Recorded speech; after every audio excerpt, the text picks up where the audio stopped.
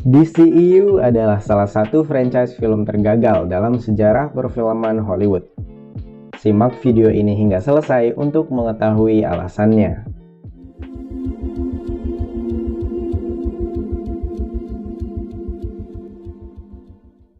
Pernah gak sih kalian kepikiran gimana jadinya kalau misalkan MCU dimulai dengan film Iron Man, terus langsung lompat ke film Civil War dan langsung dilanjut ke Infinity War? Yap, begitulah yang terjadi di dalam DCEU. Franchise film garapan DC ini gagal karena mereka terlalu buru-buru untuk mengejar kesuksesan Marvel. Padahal seharusnya mereka bikin film solo dari masing-masing anggota Justice League dulu sebelum bikin film crossover-nya. Bikin universe itu nggak asal masukin semua karakter di dalam satu film, tapi harus dibangun satu-satu secara perlahan. Kalau udah terlanjur kayak gini kan jadinya siapa yang susah? Filmnya nggak laku karena penonton nggak kenal sama semua karakter-karakter dari DC. Masa depan DC jadi nggak jelas dan selamanya akan kalah dari Marvel. I agree.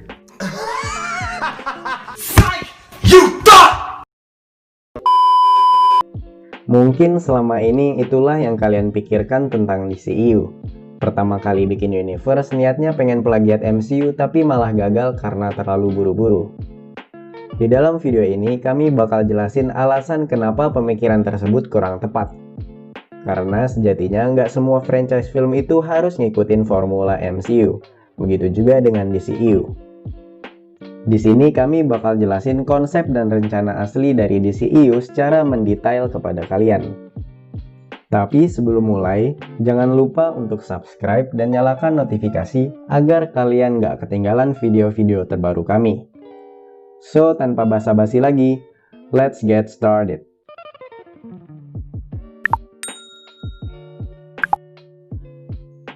Sebelum bisa memahami konsep dan rencana asli dari DCEU, pertama-tama kita harus tahu sejarah dibalik terciptanya franchise ini terlebih dulu.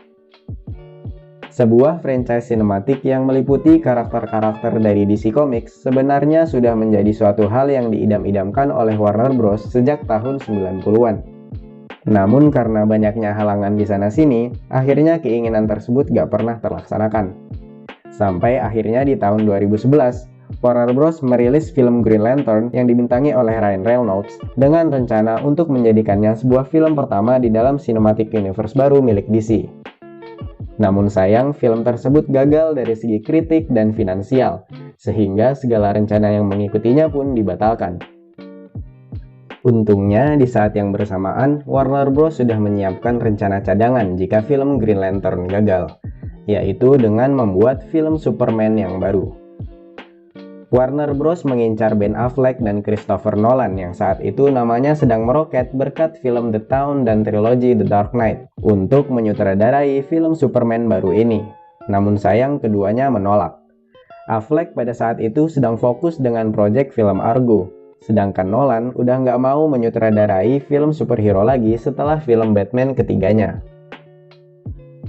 Dari sinilah titik dimana segalanya menjadi mungkin.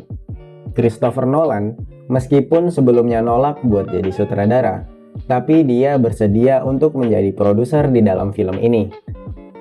Ia lalu menunjuk Zack Snyder sebagai penerusnya, karena ia percaya kalau Snyder adalah satu-satunya orang yang cocok untuk mengadaptasi cerita komik ke layar lebar secara akurat dan realistis setelah melihat film sebelumnya seperti Watchmen dan 300. Film Superman garapan Zack Snyder yang berjudul Man of Steel ini lalu dirilis pada tahun 2013 dan berhasil menuai kritik yang lumayan baik dengan kesuksesan yang sangat besar dari segi finansial. Singkat cerita, Warner Bros. Langsung setuju untuk melanjutkan proyek ini dan lahirlah DCEU yang saat ini kita kenal. Di tahun yang sama, Warner Bros. Langsung ngumumin sequel untuk film Man of Steel yang akan menyertakan karakter Batman. Ben Affleck yang sebelumnya diincar buat jadi sutradara diajak lagi oleh Snyder buat gabung ke dalam DCEU sebagai pemeran Batman. Walaupun awalnya nolak, tapi Affleck akhirnya setuju setelah dengerin visi dari Snyder tentang Batman dan masa depan DCEU. Disinilah titik ekspansi pertama dalam DCEU dimulai.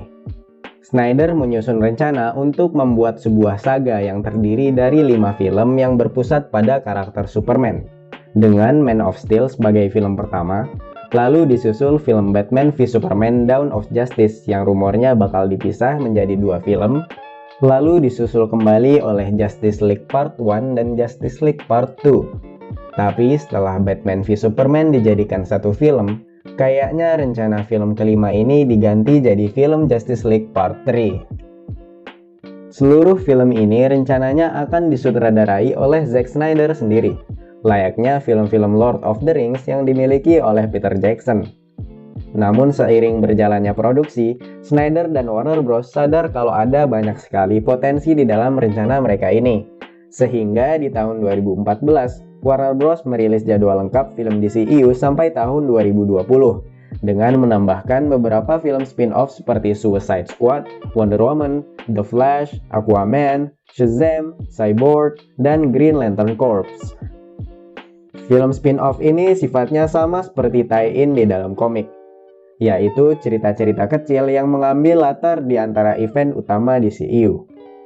Konsep ini mungkin kurang lebih sama seperti film-film Star Wars, di mana cerita utama berlatar di dalam Skywalker Saga atau film-film episodik dari 1 sampai 9, ditambah dengan film-film antologi yang mengisahkan cerita-cerita kecil di antaranya. Kemudian setelah film Batman v Superman dirilis di tahun 2016, DCEU kembali memperluas franchise film mereka dengan film-film seperti The Batman, Deathstroke, Nightwing, dan lain-lain. Sejauh ini DCEU kedengaran menjanjikan banget kan? Terus di mana titik kesalahannya? Jadi singkat cerita, semua rencana ini berubah jadi kacau ketika Warner Bros. Merasa rencana mereka sejauh ini gak bakal berhasil untuk bersaing melawan lapak sebelah. Zack Snyder yang sebelumnya mengundurkan diri dari film Justice League kemudian digantikan dengan Joss Whedon, yang dikenal sebagai sutradara 2 film pertama Avengers. Lalu selang beberapa bulan, film Justice League pun dirilis. Tapi sayang, film yang ditunggu-tunggu oleh fans ini dianggap gagal total baik dari segi kritik maupun finansial. Setelah diselidiki, ternyata film ini udah melenceng jauh dari rencana yang sebelumnya Zack Snyder buat. Sebagai tanggapan atas buruknya respon penonton terhadap film Batman v Superman, Whedon dan Warner Bros. Dikabarkan mengubah 90% cerita film Justice League dari rencana aslinya. Inilah yang kemudian menjadi asal-usul dari pergerakan rilis The Snyder Cut, yang bakal kita bahas juga secara lengkap di video berikutnya. Something is definitely bleeding. I was gonna say something along that line. Setelah film Justice League dirilis, Warner Bros. Tidak ingin melanjutkan rencana 5 film story arc milik Snyder, dan DCEU masih tetap berjalan dengan cukup baik sampai dengan tahun lalu. Kesuksesan film Aquaman dan Shazam lagi-lagi membuat Warner Bros. Merubah rencana mereka, dari yang sebelumnya berbentuk saga menjadi lebih berfokus pada masing-masing karakter secara individual, dan memperluas universe mereka mengikuti perkembangan karakter-karakter tersebut. Pada titik ini, Warner Bros. Sudah nggak berminat lagi untuk membuat film-film crossover. Arahan baru ini sendiri udah diterapkan sejak film Shazam dan Birds of Prey dirilis kemarin, dan mungkin akan terus berlanjut ke depannya seperti untuk film The Batman yang dibintangi oleh Robert Pattinson dan The Suicide Squad milik James Gunn. Jadi apakah DCEU sejak awal adalah plagiat dari MCU? Jawabannya tentu adalah tidak. DCEU dan MCU itu punya konsep yang beda jauh. Kalau dijelasin secara singkat, MCU itu konsepnya adalah Cinematic Universe, sedangkan konsep awal dari DCEU adalah sebuah saga. Apa sih bedanya? Cinematic Universe milik MCU adalah film-film yang disusun dengan formula yang tetap, yaitu dengan membagi film mereka ke dalam beberapa fase yang terus diperbarui setiap 5 tahun sekali, yang dalam setiap fasenya terdiri dari runtutan film solo dari masing-masing karakter hingga akhirnya ditutup dengan film crossover seperti film-film Avengers. Konsep seperti ini pasti akan memiliki jangka waktu yang sangat panjang. Sedangkan konsep saga dari DCEU terdiri dari 5 film dalam satu story arc secara keseluruhan, atau kurang lebih seperti chapter di dalam sebuah seri buku, layaknya film-film Harry Potter atau Lord of the Rings. Jadi gak perlu heran lagi kalau dari awal DCEU gak bikin film-film solo terlebih dulu sebelum bikin film Justice League. Karena konsep yang disajikan udah jelas jauh beda. Itulah alasan kenapa film Batman v Superman gak diberi nama Man of Steel 2 atau Batman 1. Karena film ini bukanlah film Superman ataupun film Batman, melainkan film tentang mereka berdua di dalam satu cerita yang berkesinambungan. Chapter kedua di dalam 5 chapter secara keseluruhan. Ini juga yang menjadi pembeda antara DCEU dengan MCU, di mana DCEU memiliki awal dan akhir yang jelas sejak awal.